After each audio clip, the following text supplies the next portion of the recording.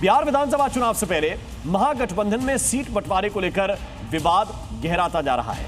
RJD, Congress और VIP के बीच सहमति नहीं बन सकी है, लेकिन कांग्रेस ने 13 अक्टूबर तक फैसला करने की चेतावनी दे दी है।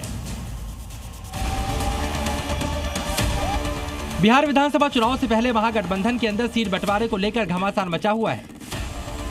सूत्रों की माने तो महागठबंधन में जिन सीटों पर पेच फंसा है उन पर बातचीत लगातार चल रही है, लेकिन अब तक कोई अंतिम नतीजा नहीं निकला।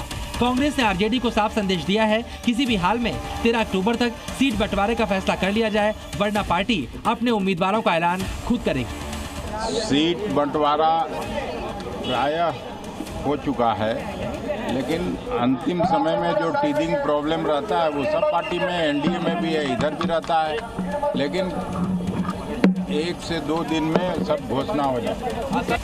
महागठबंधन में सीट शेयरिंग को लेकर फंसे पेच के बीच लालू यादव और तेजस्वी यादव दिल्ली में हैं। माना जा रहा है दिल्ली में तेजस्वी की कांग्रेस नेता राहुल गांधी से मुलाकात हो सकती है, जिससे सीट बंटवारे का फॉर्मूला और गठबंधन की रणनीति पर आखिरी फैसला लिया जा सकता है।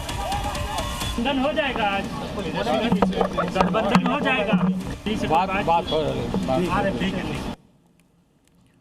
और बिहार चुनाव के लिए महागठबंधन में कई दौर की बैठकों के बाद भी आरजेडी और कांग्रेस के बीच 5 सीटों पर सहमति नहीं बन पाई है। सूत्रों की माने तो ये 5 सीटें इस वक्त आप देख रहे हैं, ये 5 सीटें हैं बैसी जो पूर्णिया की सीट है, इसके साथ साथ बहादुरगंज किशनगंज की सीट, रानीगंज अररिया की सीट, कहलगांव भागलपुर की सीट और सहरसा। ये वो सीटें हैं जिनको लेकर सहमति नहीं बन पा रही है। साल 2020 में हुए बिहार विधानसभा चुनाव में आरजेडी ने रानीगंज, सहरसा और बैसी से चुनाव लड़ा और कहलगांव और बहादुरगंज कांग्रेस के खाते में गए थे। इन सीटों पर दोनों ही दलों को हार का सामना करना पड़ा था।